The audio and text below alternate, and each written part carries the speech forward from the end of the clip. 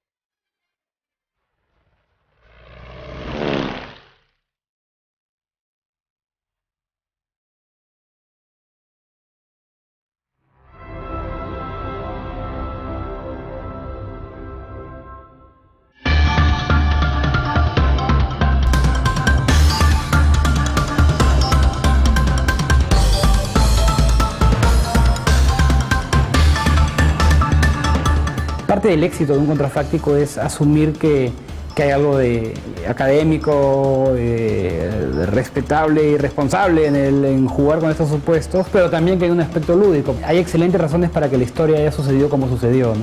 Había factores probablemente de peso para que hayan ido en una dirección y no en otra.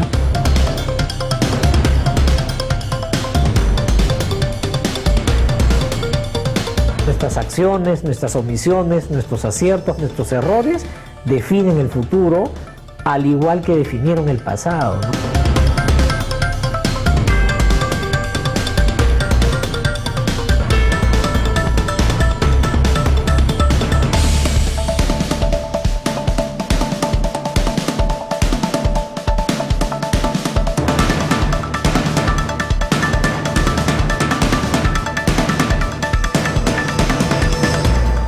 La semana pasada repasamos dos ensayos contrafácticos.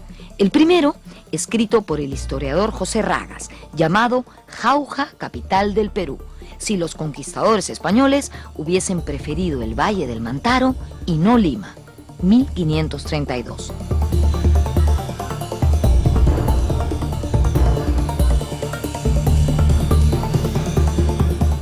Y el segundo, titulado Leopoldo I, emperador del Perú, si se hubiese implantado el proyecto monárquico de San Martín, 1821, escrito por Mauricio Novoa. En este programa veremos tres casos más.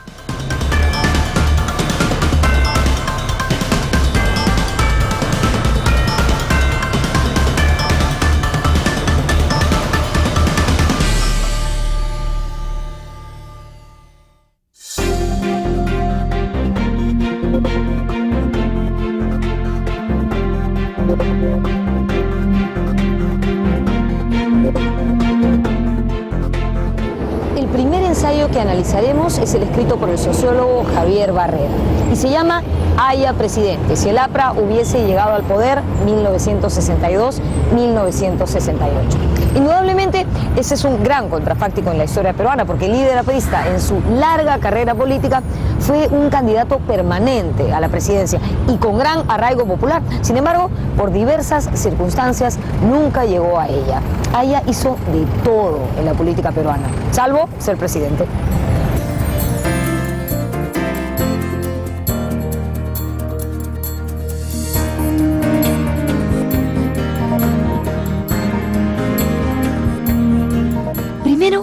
veamos los acontecimientos reales, hasta llegar al punto en el cual Barreda ensaya un camino alternativo y de esta manera modifica significativamente la historia.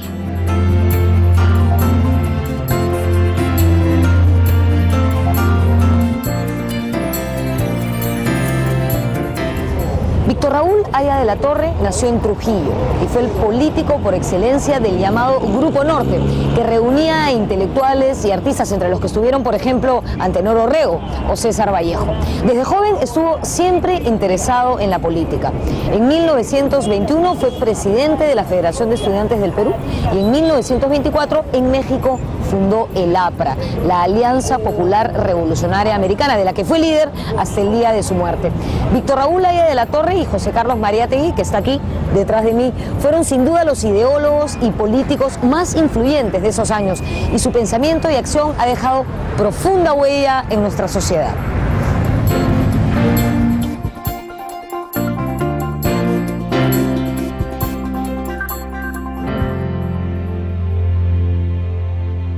Desde muy joven, desde el gobierno de Augusto B. Leguía, el líder aprista sufrió persecución debido a su oposición a ese régimen. En 1931, Haya de la Torre fue candidato a la presidencia de la República, resultando vencedor Luis Sánchez Cerro. Los apristas denunciaron fraude electoral. Debido a la rebelión promovida por el Partido Aprista en julio de 1932, Haya fue encarcelado y posteriormente desterrado. Luego de estar en la clandestinidad, volvió al escenario político. En 1948, el APRA participó en un fallido levantamiento armado en el Callao contra el gobierno democrático de José Luis Bustamante y Rivero. Finalmente, el gobierno de Bustamante fue derrocado por un golpe de Estado dirigido por el general Manuel Odría. Haya de la Torre fue perseguido por el nuevo régimen.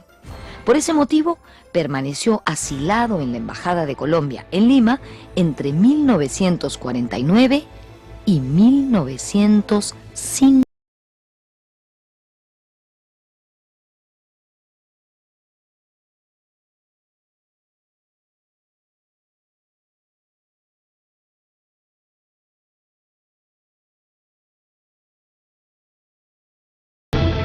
Los apristas tienen una primera etapa que es los 30, que son un grupo de centroizquierda bien beligerante, que participa en una serie de insurrecciones, y eso dura hasta el 48, que es su última sublevación.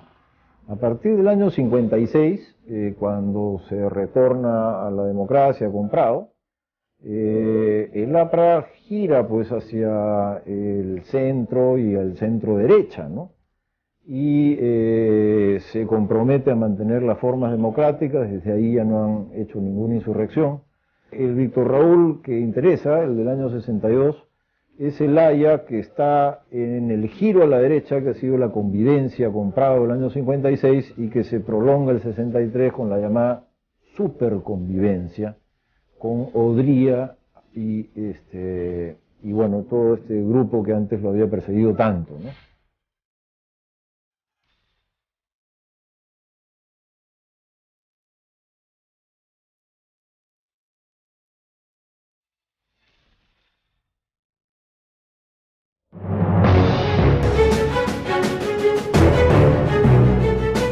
Haya de la Torre volvió a postular a la presidencia en 1962.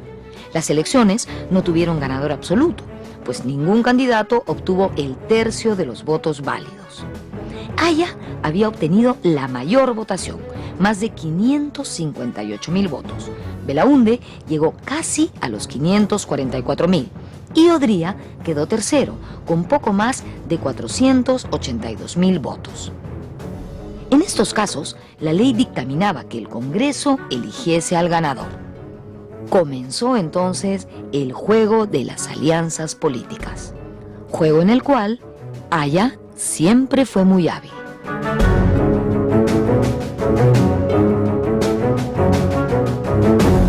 Cuando todo hacía suponer que el líder aprista sería anunciado como presidente constitucional, se perpetró un golpe de Estado por parte del ejército el 18 de julio de 1962. Los militares alegaron un posible fraude. El presidente Prado fue depuesto y se formó una junta militar para dirigir la nación.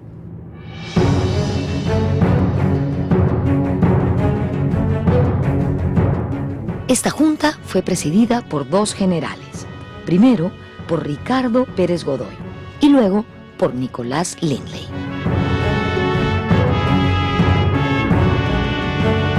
Al año siguiente se realizaron nuevas elecciones y ganó Fernando Belaúnde Terry, de Acción Popular, quien asumió el poder en 1963.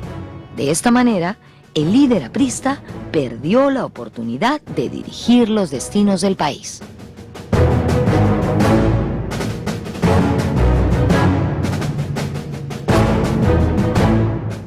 Pero es un episodio que truncó una posibilidad también de fortalecimiento de tal vez de tres bloques de partidos políticos en el país. El golpe de Estado de los militares imposibilitó tal vez un camino de construcción de un pacto político.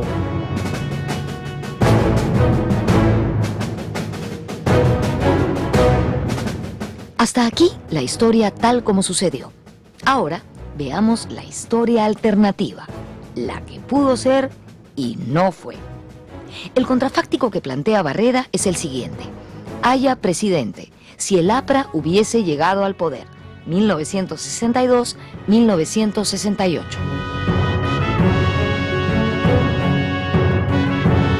Como era de esperarse, el APRA de 1962 es un partido diferente al de los años 20 y 30. El contexto nacional e internacional es distinto. ¿Se notaría esto en su manera de gobernar al país? Barreda hace que el Congreso elija como presidente a Haya de la Torre.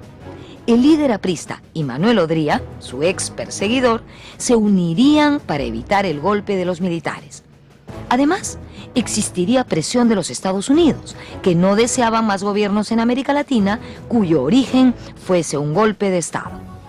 Con los votos del odriismo y de la Alianza Democrática, Haya sería elegido presidente en julio de 1962.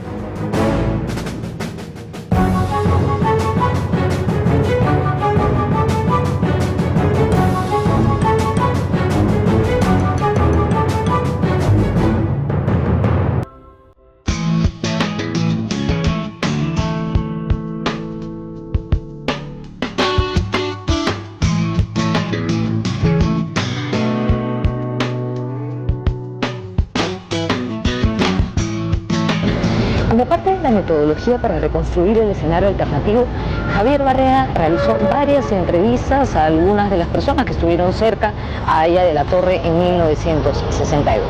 Entre ellos a Jorge Armando Cabanillas, que en ese entonces era un juvenil líder aprista. Él le contó a Barreda que un eventual gobierno de Haya de la Torre se hubiera basado en 4 cosas: prioridad en la educación, reforma agraria consensuada, un radical anticomunismo y una resistencia permanente de las Fuerzas Armadas. Otro de los entrevistados fue el veterano líder aprista Armando Villanueva del Campo.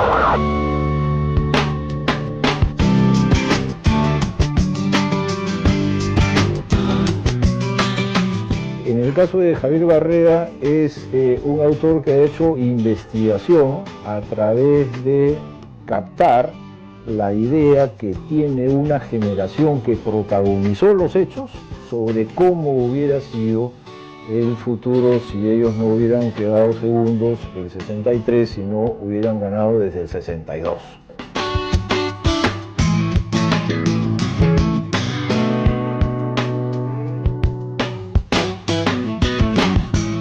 Lo primero que pensé es en conversar con las personas, los militantes del APRA, algunos dirigentes, que hayan vivido ese contexto y que hayan conversado y participado con Haya de la Torre en coyunturas muy especiales, y hayan participado incluso en la campaña electoral.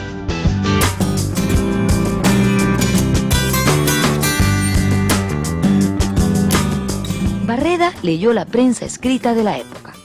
Algunos medios de clara tendencia aprista, como La Tribuna, y otros críticos con la figura de Haya de la Torre. Además, analizó la propaganda de los partidos políticos y los discursos de los candidatos de aquella campaña. De esta manera, armó un hipotético gobierno aprista entre 1962 y 1968. Y fue así como construimos una posibilidad, un camino, un derrotero que pudo haber existido o haberse realizado, pero que al final nunca sabemos si lo que he escrito se acerca del todo a la verdad.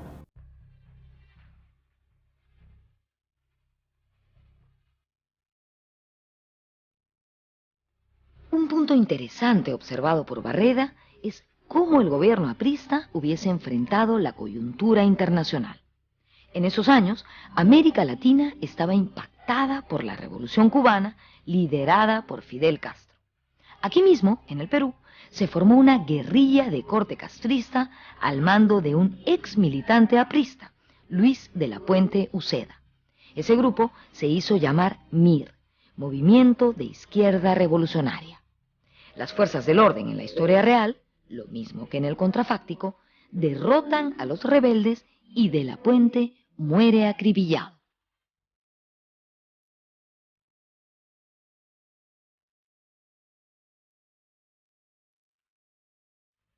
No es un gobierno fácil. Él tiene que enfrentar varias coyunturas. La primera coyuntura que tiene que enfrentar es la guerrilla del 65 de la Puente Uceda.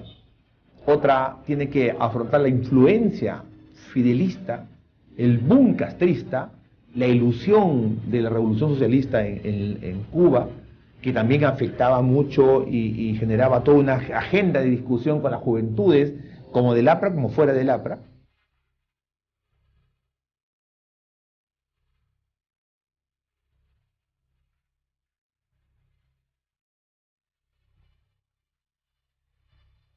Barreda señala que Haya de la Torre hubiese marcado la diferencia con la Cuba revolucionaria.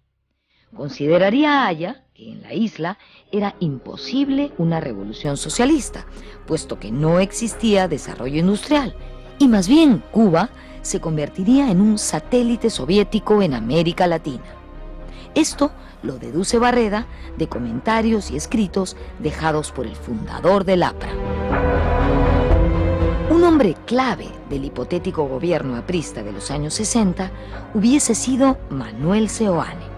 Esto lo manifestó el propio Haya en una conversación real que sostuvo con Víctor Raúl Trujillo en Oxford.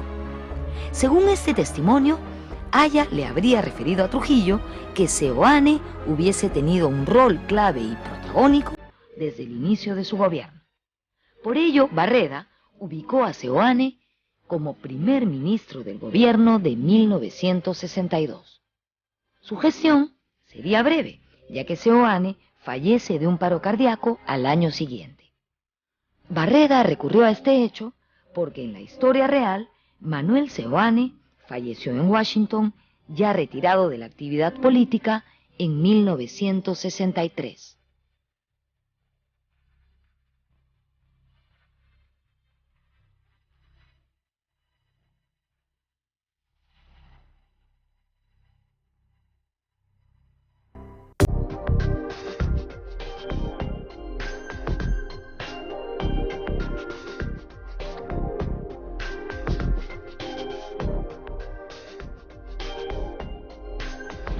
Según Barreda, Haya de la Torre comandaría entre 1962 y 1968 un gobierno pragmático, reformista y de concertación nacional, convocando a técnicos y cuadros no necesariamente apristas.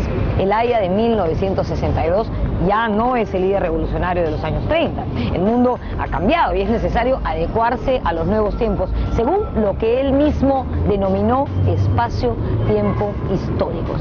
El libro El antiimperialismo y el APRA, escrito por Haya de la Torre en 1923 y que fue durante mucho tiempo la Biblia de los apristas, ya no podía seguirse al pie de la letra.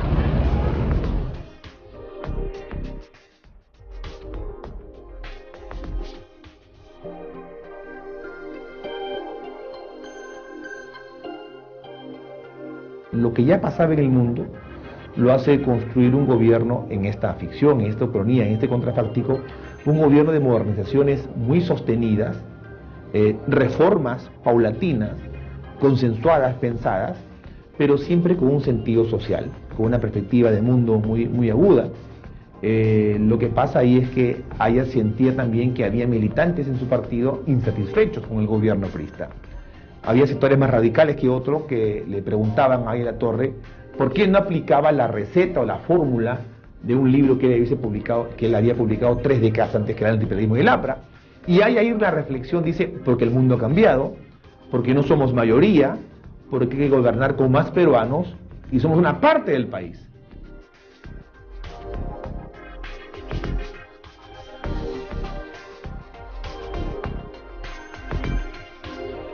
Un gobierno aprista del año 62 hubiera sido un operativo político de centro-derecha, dado que esa era la orientación del partido en aquellos días.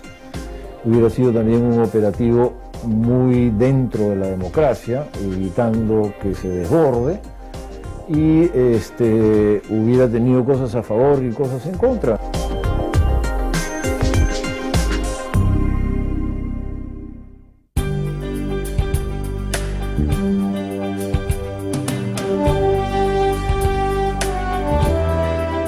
Otra medida que Barreda otorga al gobierno aprista es la alfabetización rural y la Ley de Reforma y Productividad Agraria.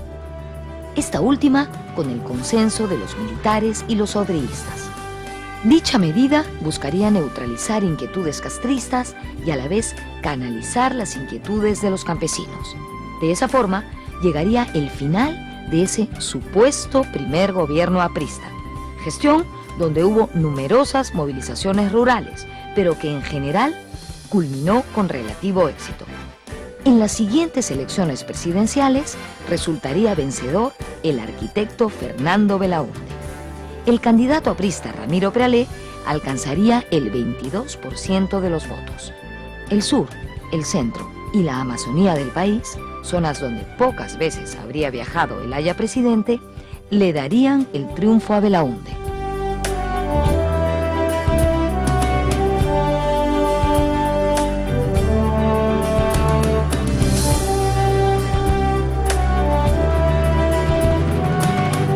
No se puede saber a ciencia cierta que hubiera ocurrido, pero digamos la maquinaria del partido hubiera podido controlar el volcán social que fue el Perú de los 60 de mejor manera que Acción Popular, ciertamente, que era un partido mucho más endeble de lo que fue el APRA de aquellos días, pero que hubiera tenido fuerza social para llevar y garantizar la democracia y transferir el poder a Belaúnde, como imagina al final Javier Barreda. Bueno, no se sabe, pues, ¿no? Eso es ya, quién sabe.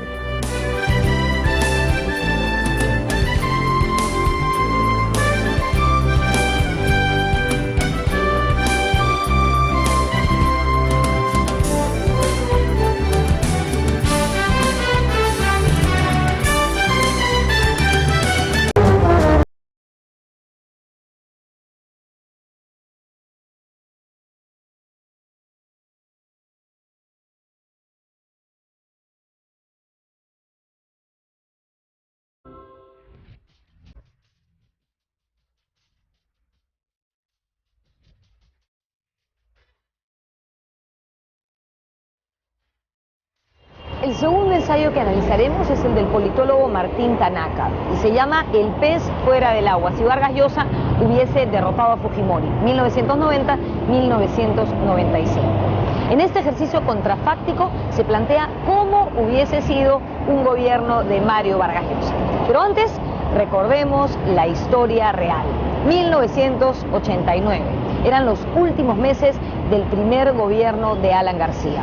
En medio de una profunda crisis económica y social se realizaba la campaña presidencial. Los partidos tradicionales estaban muy desprestigiados a ojos de la opinión pública y por ende era lógico que los candidatos con mayor fuerza fuesen los llamados independientes. Mario Vargas Llosa, líder del movimiento Libertad, era el favorito de la opinión pública.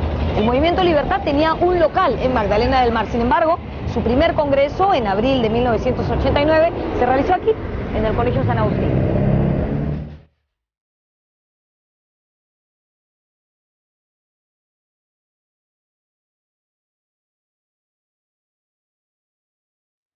Mario Vargas Llosa, que por ese entonces vivía la mayor parte del tiempo fuera del Perú, fue siempre un escritor con posición política. En los años 80, su postura liberal lo impulsó a criticar regímenes en América Latina que él consideraba autoritarios y dictatoriales. En 1987 tomó una audaz decisión: volver al Perú e ingresar a la vida política como protagonista.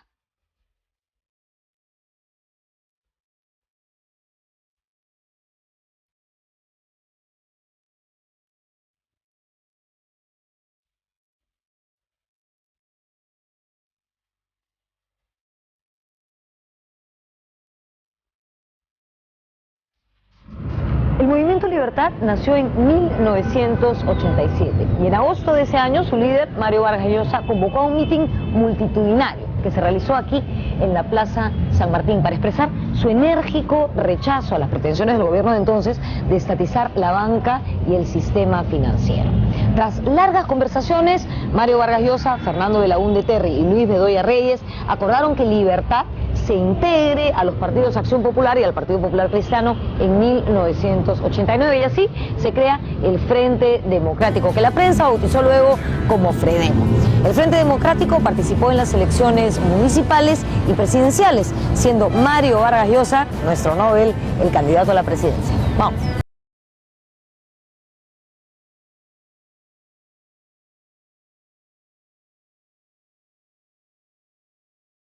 Los candidatos a la presidencia fueron Henry Piz, de Izquierda Unida, Alfonso Barrantes, de Izquierda Socialista, y Luis Alva Castro, del Partido Aprista. Además de ellos, tentaban suerte candidatos pequeños, entre los que estaba un hijo de inmigrantes japoneses, nuevo en política.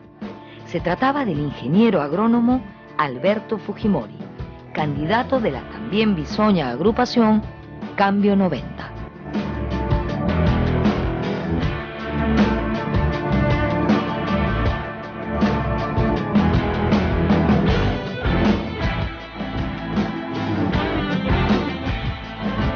Yo parto de lo siguiente, ¿no? Si uno mira el contexto de la época, uno le revisa la prensa en esos años, en esos meses, uno saca una conclusión muy clara. Nadie esperaba que Alberto Fujimori ganase la elección de 1990. Ese fue un resultado totalmente inesperado. Entonces, por ahí parte el contrafáctico. Vargas Llosa corrige sus errores de campaña y gana la elección. Y el candidato alternativo, Alberto Fujimori, un candidato sin experiencia, sin recursos, pierde, como hubiese sido lo más lógico, ¿no?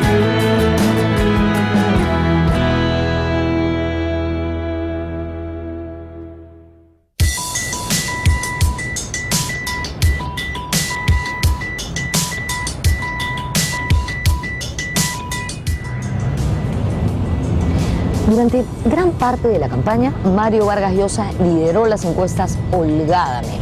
Realizó una millonaria y para muchos contraproducente campaña publicitaria inédita en el país, con el apoyo de la mayoría de los líderes de opinión de ese entonces. Su propuesta se basaba en el liberalismo económico, el respeto a las instituciones y a los derechos del ciudadano. Recordemos que eran tiempos de profunda crisis y él planteaba corregir esa situación con medidas económicas drásticas, pero necesarias.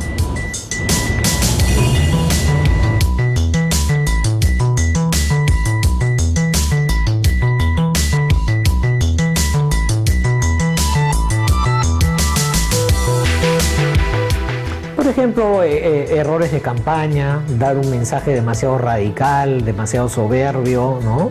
Yo creo que eso es lo que hizo que el candidato Vargas Llosa, que punteaba en todas las encuestas, semanas antes de la elección, pues perdiera votación.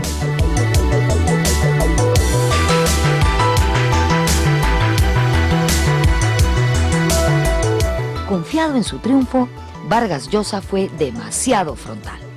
Como él mismo ha dicho, no era un político. le faltó utilizar las tácticas propias de la política. Además, sus oponentes le hicieron una anticampaña tildándolo de candidato de los ricos, de los empresarios. Creció el temor en la población por las severas medidas económicas que Vargas Llosa anunciaba para frenar la hiperinflación. Se decía que éstas provocarían mayor pobreza en el pueblo peruano, especialmente entre los más humildes. Fujimori, en cambio, prometía no tomar medidas radicales en economía.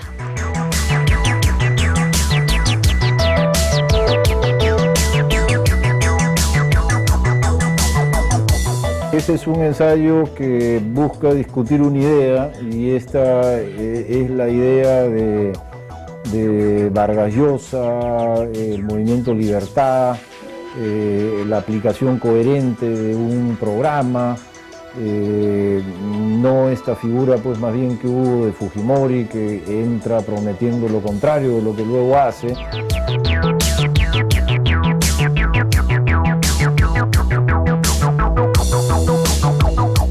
Sin ninguna opción de triunfo, el APRA apoyó a Fujimori. Por su parte, la izquierda peruana no pudo articular una candidatura cohesionada y fuerte como lo había hecho en las presidenciales anteriores. Llegadas las votaciones, el Fredemo resultó ganador en primera vuelta, pero no pudo alcanzar la mayoría requerida. De esta forma, ocurrió lo inesperado. Irían a una segunda vuelta los dos candidatos con mayor votación. Vargas Llosa se enfrentaría a la sorpresa que arremetía desde abajo, Alberto Fujimori. El resultado de esa jornada fue categórico. El 62,4% de los votos le correspondieron a Fujimori, mientras que Vargas Llosa solo llegó al 37,6%. Contra todo pronóstico, el casi desconocido Alberto Fujimori se imponía sobre el afamado novelista.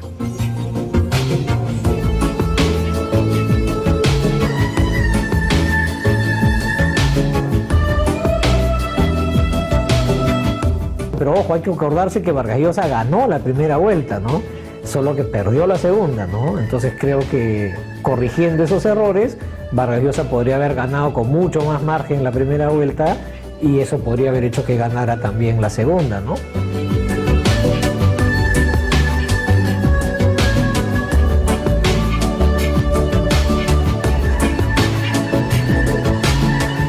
Y aquí empieza el contrafáctico de Martín Tanaka.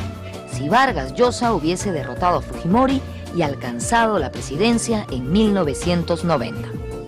Tanaka plantea un gobierno que frenaría la hiperinflación, derrotaría al terrorismo e insertaría al país en los mercados internacionales. Pero al mismo tiempo lo considera un gobierno de paradojas y contrastes.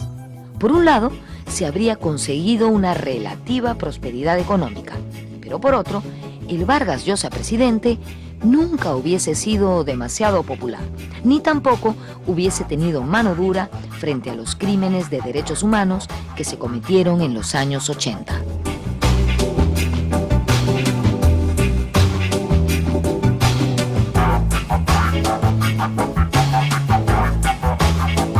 Su entorno, ¿no es cierto?, más que él, era percibido como muy criollo, muy blanco, muy oligárquico, muy de clase alta, muy desconectado del sentir popular, y es precisamente por esa razón que Fujimori le ganó. Entonces yo sí creo que no es especular demasiado pensar que eso le hubiese pasado factura a Vargas Llosa presidente, y muy probablemente nunca hubiese sido un presidente popular, ¿no?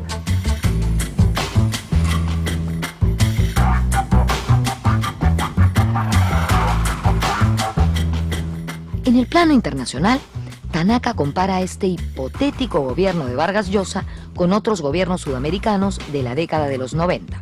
Gobiernos que implementaron exitosamente reformas orientadas al mercado, privatizando empresas públicas y reduciendo el papel del Estado. Gobiernos como los de Carlos Menem en Argentina, Víctor Paz Estenssoro en Bolivia y Fernando Henrique Cardoso en Brasil.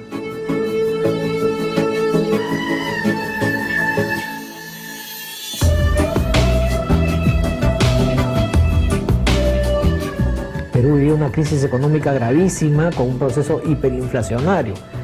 ¿Qué hubiese hecho Vargas Llosa?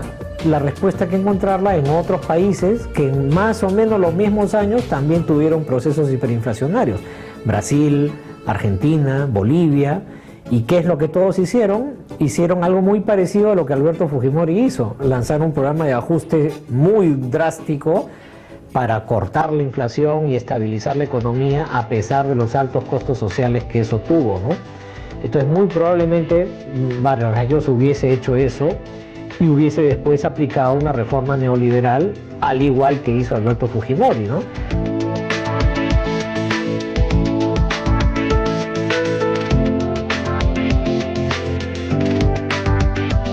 La diferencia que plantea Tanaka es que los partidos y gobernantes de esos países sudamericanos acabaron siendo populares y hasta reelegidos. En el caso peruano, Vargas Llosa no se hubiera decidido por la reelección y el Fredemo se hubiese desestructurado. Esto hubiera terminado siendo una tendencia singular en el contexto latinoamericano. Pero eso sí, según el planteamiento de Tanaka, Vargas Llosa, a diferencia de Fujimori, hubiese gobernado fortaleciendo y respetando las instituciones, mostrando así una actitud distante a la del autoritarismo del régimen fujimorista.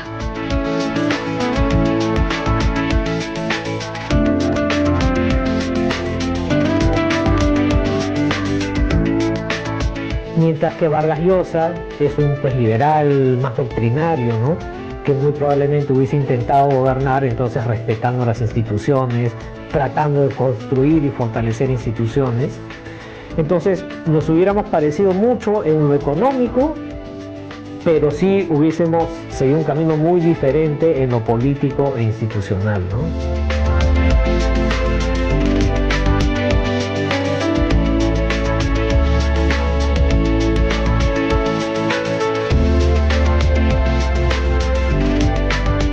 A pesar de una gestión relativamente exitosa, acabado su mandato, Vargas Llosa no hubiese intentado la reelección.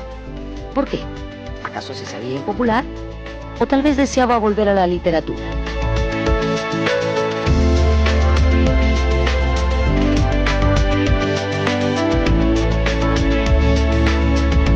Vargas Llosa hubiese intentado reelegirse, tal vez, ¿no? Pero en su caso, al no ser un político profesional y ser un literato, seguramente lo hubiese pensado que 5 años era suficiente y después debía volver a la literatura, ¿no? Entonces pienso que él no se hubiese presentado a la reelección, ¿no? Y siguiendo con las especulaciones, un literato, un novelista que se mete a la política y tiene una gestión un poco controversial, muy probablemente no hubiese ganado el premio Nobel.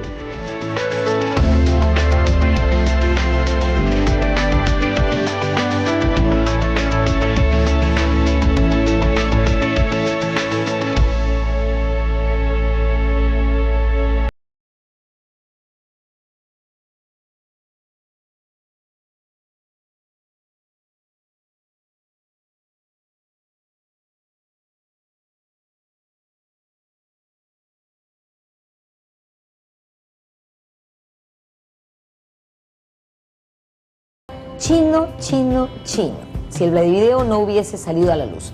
2000-2010. En este ejercicio contrafáctico, Darjan plantea que, de no haber ocurrido el inmenso escándalo de los Vladivideos, Alberto Fujimori, a pesar de los problemas económicos y sociales, hubiese permanecido en el gobierno hasta el año 2005. En ese año le hubiera entregado el poder a su hermano, Santiago Fujimori, y en el 2010 el ingeniero hubiera vuelto a ser presidente.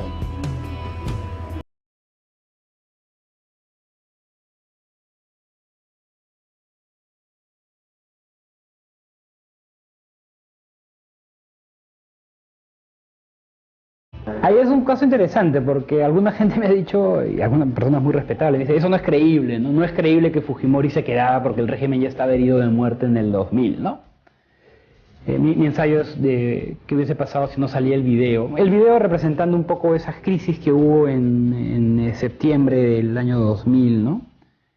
Y lo que yo digo, porque en verdad lo creo, es que ese régimen pudo durar mucho más.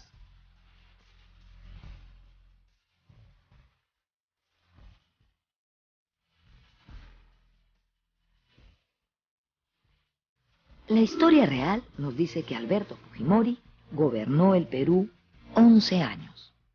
En 1990 derrotó en las elecciones presidenciales al favorito Mario Vargas Llosa. En su primer mandato aplicó severas medidas que lograron estabilizar la economía y reinsertarnos en el sistema financiero internacional. Muchas empresas del Estado fueron privatizadas. Asimismo, fueron capturados los principales cabecillas del MRTA y de Sendero Luminoso. Pero al tener la oposición del Congreso, Fujimori adoptó una decisión autoritaria. Con el apoyo de parte de las Fuerzas Armadas, cerró el Congreso en 1992. Ante la presión internacional, se convocó a un Congreso Constituyente y surgió entonces la Constitución de 1993, donde se estableció el derecho a la reelección presidencial. Esto dejaba en claro las intenciones de Fujimori de mantenerse en el poder. En las elecciones de 1995, las agrupaciones de oposición fueron derrotadas en las urnas. Este segundo periodo se caracterizó por el protagonismo del asesor presidencial Vladimiro Montesinos.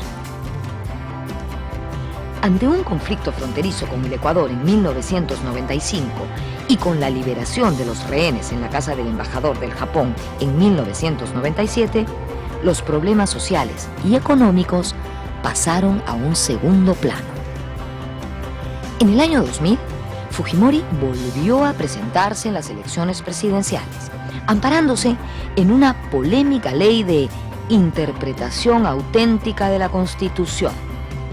Los miembros del Tribunal Constitucional que mostraron su disconformidad fueron destituidos. En unas elecciones seriamente cuestionadas, Fujimori resultó ganador en segunda vuelta. El tercer gobierno fujimorista, con serias acusaciones de violación de derechos humanos y corrupción, resultó brevísimo.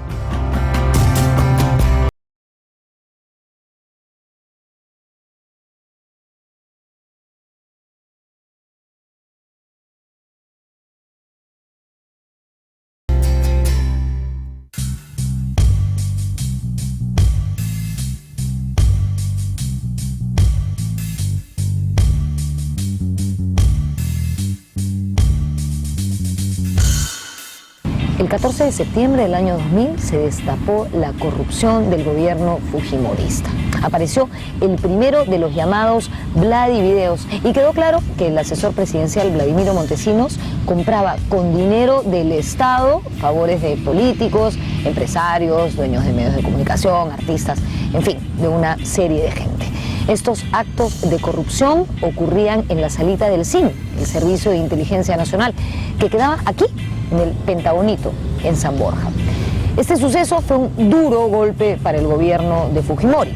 Vladimiro Montesinos fue destituido y huyó del país. Fujimori comentó que iba a convocar en breve a elecciones y se fue por asuntos de Estado a Brunei, donde renunció a la presidencia de la República vía fax, se pueden imaginar, para luego ir a refugiarse al Japón.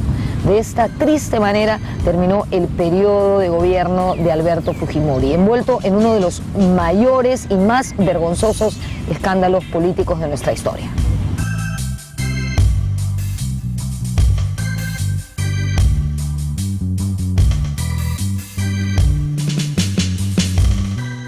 Hasta aquí la historia real. Ahora veamos el contrafáctico planteado en el ensayo de Eduardo Dargent. Este parte de la premisa de que nunca aparecieron los Vladivideos. Entonces, otros hubiesen sido los problemas del gobierno de Fujimori. Entre 1999 y el 2001 se daría una etapa de crisis política, social y económica. Pero según Dargent, Fujimori habría de sobreponerse. Mucho tendría que ver la coyuntura internacional en el alza de la popularidad fujimorista. Por ejemplo, el ataque terrorista a las Torres Gemelas el 11 de septiembre del 2001 y la aparición de presidentes de izquierda en Sudamérica, como Hugo Chávez y Evo Morales. Estos dos factores habrían hecho que Estados Unidos convirtiera al Perú en su aliado regional, junto a Colombia. De esta manera, el gobierno norteamericano hubiese apoyado la permanencia de Fujimori. Además, el precio de los minerales subiría por esos años y esto favorecería la economía del gobierno. De esta forma, los problemas en torno a la violación de los derechos ciudadanos hubiesen sido disimulados.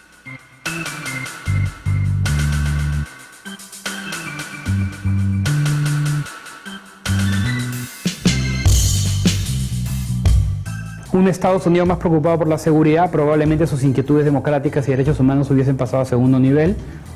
Probablemente Montesinos hubiese podido reconstruir parte de sus relaciones en ese momento quebradas con la agencia de seguridad.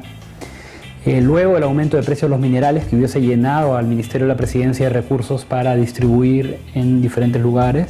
Y tercero, el surgimiento de Chávez en Venezuela y de protestas en Bolivia en los años siguientes, que hubiesen reforzado lo que vimos en la última elección, unas clases altas diciendo la continuidad garantizada por este régimen y sectores del territorio beneficiados del modelo económico que se hubiesen opuesto a cambios drásticos, ¿no? Eso, digo yo, lleva a la elección de una persona cercana al fujimorismo del 2005, ¿no? Y al retorno de Alberto supuestamente en 2010.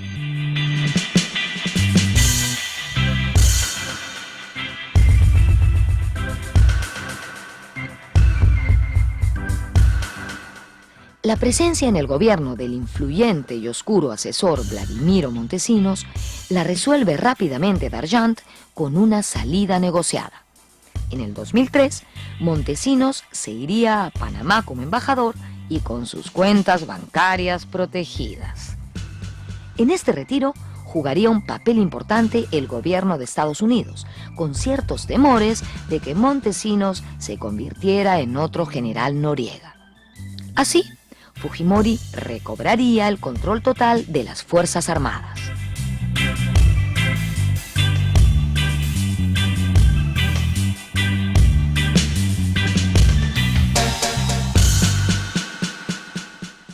La continuidad Fujimori y Montesinos juntos hasta el 2005 parecía ya complicada con lo que sabemos ahora. En el momento, recordemos, se decía que Fujimori y Montesinos actuaban en conjunto, ¿no? Y sin duda lo hacían por una serie de temas, pero ya en el 2000 tú tienes información de que había quiebre. Entonces yo creo que el ensayo como que hace una salida para resolver esos quiebres.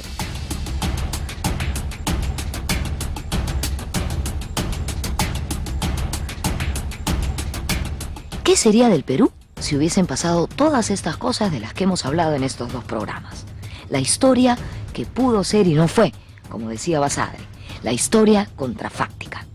¿Seríamos un país mejor? Nunca lo sabremos, pero de todas formas es un buen ejercicio hacerse de vez en cuando este tipo de preguntas.